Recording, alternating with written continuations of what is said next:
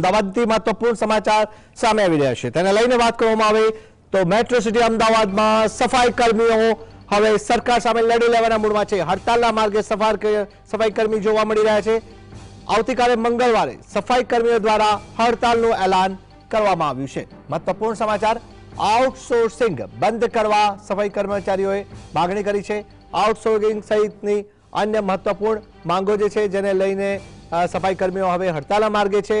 દિવાળી ટાણે મનપામાં હૈયા હોળીનો માહોલ જોવા મળી રહ્યો છે કારણ કે હવે આગામી દિવસોમાં દિવાળીનો તહેવાર નજીક છે ત્યારે મહત્વપૂર્ણ જે પણ બાબતો છે તેમની માંગો છે સફાઈ કર્મીઓની જે માંગો છે તે પૂરી થાય અને તેને લઈને પગાર વધારા સહિતની અન્ય માંગો છે। આ ઉપરાંત સૌથી મહત્વપૂર્ણ મુદ્દો આઉટસોર્સિંગ બંધ કરવા માટેની માંગ છે। આ તમામ બાબતોને લઈને આવતીકાલે અમદાવાદમાં સફાઈ કર્મીઓ દ્વારા હડતાલનું એલાન કરવામાં આવ્યું છે।